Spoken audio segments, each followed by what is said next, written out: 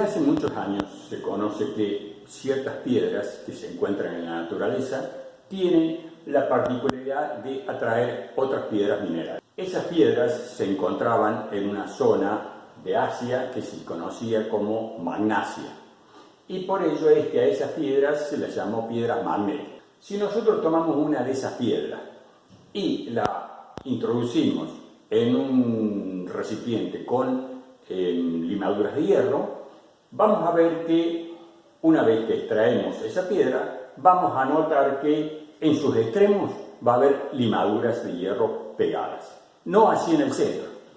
Eso nos quiere decir que un imán tiene en la parte central una parte neutra, y los dos extremos tienen la particularidad de atraer las limaduras de hierro. Si nosotros dejamos esa piedra que gire libremente, se va a orientar indicando el norte, o sea, la dirección norte-sur. La parte de la piedra que indica el norte se le llama polo norte, y la parte opuesta, polo sur.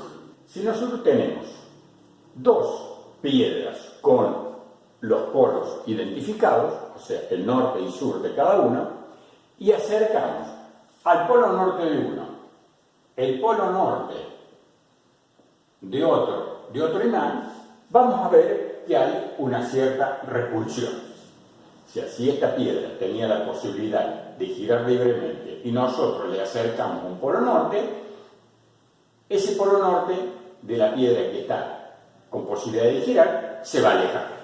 Por el contrario, si le acercamos un polo sur, va a acercarse al polo sur.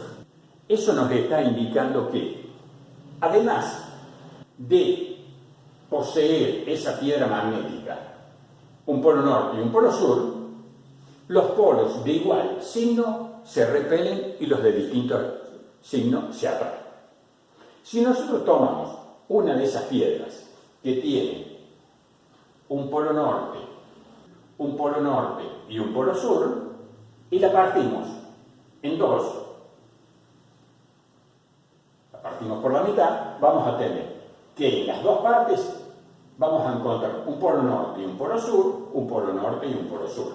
Si esas dos partes las volvemos a dividir, vamos a encontrar que vamos a tener un polo norte, un polo sur, un polo norte y un polo sur, y en estas otras dos también un polo norte y un polo sur. Esto nos permite concluir lo siguiente: no existe un polo aislado, siempre vamos a tener un polo norte y un polo sur. Otra de las cosas que se puede observar es que estas piedras que tienen propiedades magnéticas no poseen ningún aislante, o sea, no hay ningún elemento que nosotros podamos poner de manera de poder evitar que se produzca el magnetismo. Entonces, como característica de las piedras magnéticas tenemos que tienen dos polos, que polos iguales se repelen, polos de distintos signos se atraen, que al partir una piedra vamos a ir obteniendo imanes con sus dos polos, porque no existe un polo independiente, y además que no hay un aislante para el magnetismo. La fuerza de atracción o de repulsión entre dos masas magnéticas se va a encontrar de la siguiente forma. Va a ser igual a las masas, al producto de la masa 1 por el producto de la masa 2, dividido la distancia que las separa elevada al cuadrado. Ahí en esta fórmula vamos a tener las siguientes unidades. La fuerza la vamos a medir en dinas. Si a las masas magnéticas las medimos en unidad de masa magnética. Unidad de masa magnética. Dividido la distancia al cuadrado, que vamos a expresarla en centímetros al cuadrado. Entonces, esto nos va a permitir decir lo siguiente. Si nosotros tenemos dos masas magnéticas que están separadas por un centímetro, y entre ellas se produce una fuerza de repulsión de una dina, entonces vamos a decir que esas dos masas magnéticas tienen el mismo signo y además tienen una unidad de masa magnética cada una. Otra de las particularidades de los imanes es que en las cercanías de un imán, en donde este imán tiene influencia, o sea, puede atraer las limaduras de hierro, decimos que existe un campo magnético. Ese campo magnético no lo podemos visualizar, pero si nosotros colocamos una hoja de papel, sobre él esparcimos limaduras de hierro y en la parte inferior colocamos un imán, vamos a ver que en los extremos del imán se van a concentrar las limaduras de hierro y van a formar una imagen del campo magnético que rodea a ese imán. Entonces, ¿cómo podemos visualizar un campo magnético generado por un imán? Tomando una hoja de papel, encima de esa hoja espolvorear limaduras de hierro y en la parte inferior acercar un imán. De esa forma podemos visualizar el campo magnético. El campo magnético que dijimos que es invisible, pero que sabemos que se genera en las cercanías de un imán, lo vamos a representar por líneas de fuerza. Esas líneas de fuerzas son líneas cerradas que salen del polo norte e ingresan por el polo sur. Entonces las líneas del campo magnético tienen más o menos esta imagen. Y entonces acá tendríamos una línea del campo magnético y otras líneas del campo magnético que saldrían. Esas líneas de campo magnético las llamamos líneas de fuerza. Y esas líneas de fuerza serían tangentes a la fuerza que se genera si nosotros tomamos una masa puntual, o sea, una masa ideal, norte, y la ubicamos en las cercanías del imán.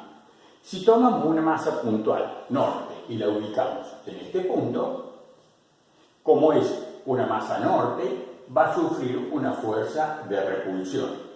Entonces, la línea de campo magnético es tangente a esa línea de fuerza.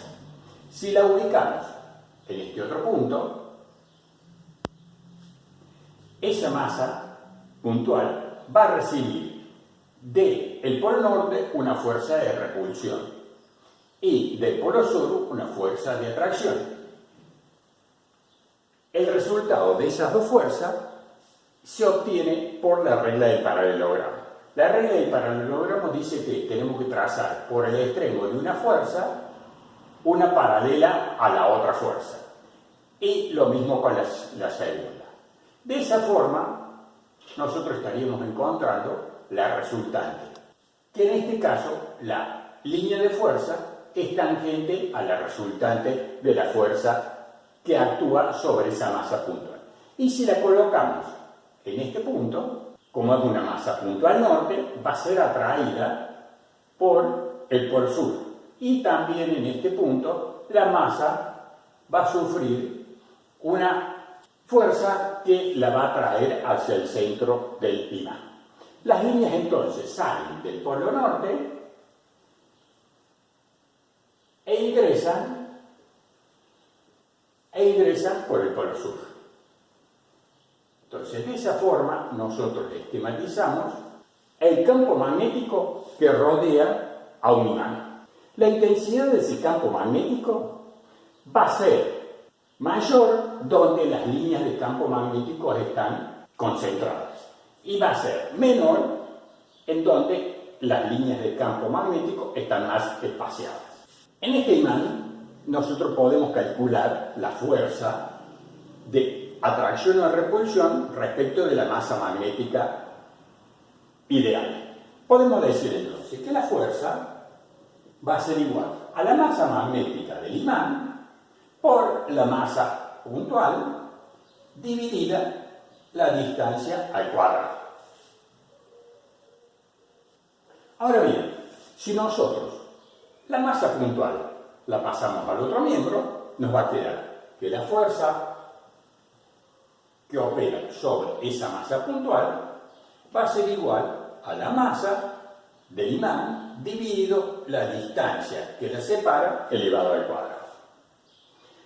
El cociente entre la fuerza y la masa puntual lo vamos a designar intensidad del campo magnético. Lo vamos a representar con la letra H y va a ser igual entonces a la fuerza de atracción o de repulsión dividido la unidad de masa magnética.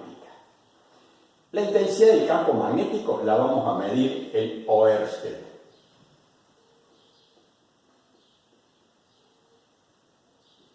Y la vamos a representar por OE. Y va a ser igual entonces a la fuerza que medimos en tinas dividido la masa magnética que decimos que es unidad de masa magnética. Entonces, de esa forma establecemos la intensidad de un campo magnético. En el estudio de electromagnetismo no solo nos interesa la intensidad del campo magnético, sino nos interesa el flujo magnético. El flujo magnético, que lo vamos a designar con una I, con un circulito, vamos a decir que es igual al producto de la intensidad del campo magnético por S. El flujo magnético lo vamos a medir en Maxwell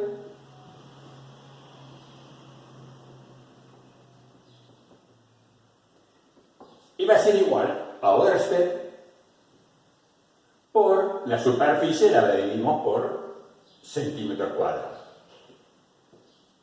Entonces, de esta forma, nosotros vamos a calcular el flujo magnético. El flujo magnético se define de la siguiente forma. El flujo magnético es la cantidad de líneas de campos magnéticos que atraviesan una superficie colocada en un cierto punto. Entonces, fijémonos que estamos hablando de un campo magnético que no lo vemos y de una superficie ideal que lo colocamos dentro de ese campo magnético. Pero vamos a tratar de visualizar qué es lo que significa esto. Vamos a tomar un polo norte y un polo sur. Como hay un campo magnético entre esos dos polos del imán, va a haber líneas de campo magnético que van a salir del polo norte y que van a entrar por el polo sur. Esas entonces van a ser las líneas del campo magnético, que se van a cerrar a través del imán. Va a haber líneas del campo magnético que van a seguir esta trayectoria.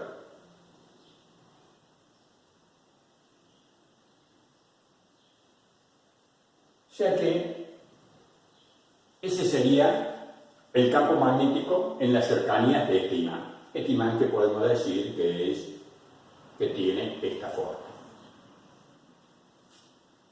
Entonces, acá tenemos una intensidad H del campo magnético. Si nosotros colocamos una superficie en este lugar, una superficie ideal, y contamos la cantidad de líneas de campo magnético que atraviesan esa superficie, nos va a estar dando el flujo magnético. Sé que el flujo magnético es la cantidad de líneas de campo magnético que atraviesan una superficie ideal. Si nosotros tomamos un papel y sobre ese papel colocamos limaduras de hierro y le acercamos un trozo de hierro, no va a haber ningún movimiento de las limaduras de hierro. O sea que podemos poner el trozo de hierro encima de las limaduras y no pasa nada. Pero si nosotros encima de ese trozo de hierro colocamos un imán, vamos a ver que las limaduras de hierro son atraídas por el hierro. Si alejamos el imán, las limaduras de hierro caen. Este trozo de hierro, cuando nosotros le acercamos el imán, se transforma en un imán. O sea, hemos inducido en ese trozo de hierro el magnetismo que tiene nuestro imán. Inducimos a que ese hierro se transforme en un imán. Ahora hagamos lo siguiente. Tomemos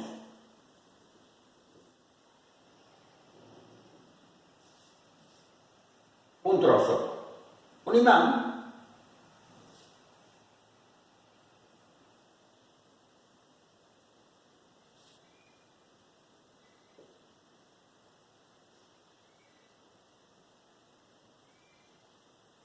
y entre sus polos, norte y sur, coloquemos un trozo de hierro.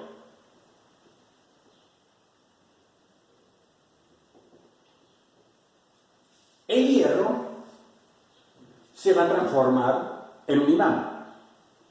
¿Por qué? Porque el hierro tiene mayor permeabilidad magnética que el aire. O sea que las líneas de campo magnético, en vez de pasar por el aire, pasan a través del hierro. Entonces acá vamos a poder visualizar lo que decíamos de intensidad de campo magnético y flujo magnético.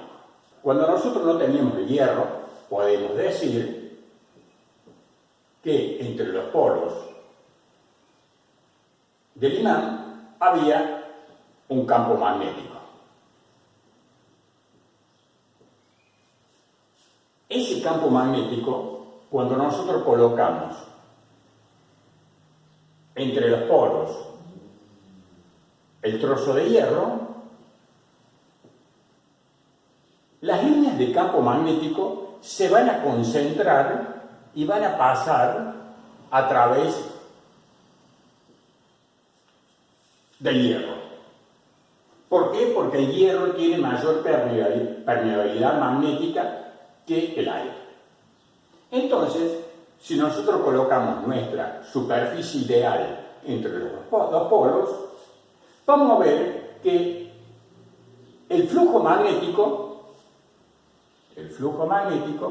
es igual a H por S. Si nosotros hacemos el mismo trabajo, o sea, colocamos nuestra superficie ideal ahora en el hierro, vamos a tener un flujo inducido en ese material, que va a ser igual a la permeabilidad magnética del hierro multiplicado por H y por S. Como la permeabilidad magnética del hierro es mayor que la del aire, entonces nosotros vamos a poder decir que el flujo inducido es igual a la permeabilidad magnética del hierro por el flujo en el aire. Se reemplazan H por S por el flujo en el aire. Y entonces vemos que el flujo inducido en el material es mayor que en el aire. ¿Por qué? Porque el hierro tiene mayor permeabilidad magnética.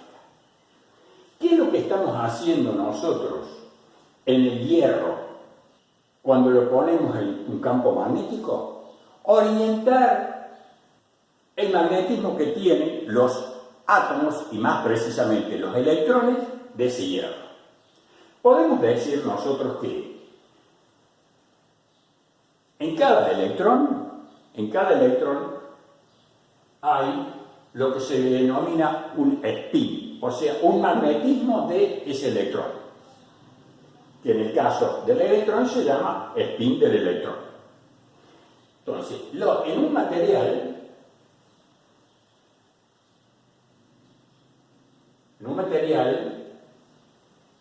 como el hierro, todos los espines esos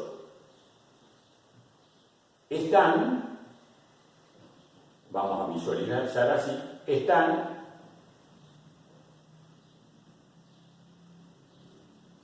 desorientados. Un spin indica para un lado, el otro spin indica para el otro, de esa forma. Al nosotros acercar un imán, todos esos espines se orientan. Y entonces, ese trozo de hierro va a tener todos los espines orientados. Y de esa forma, entonces, vamos a tener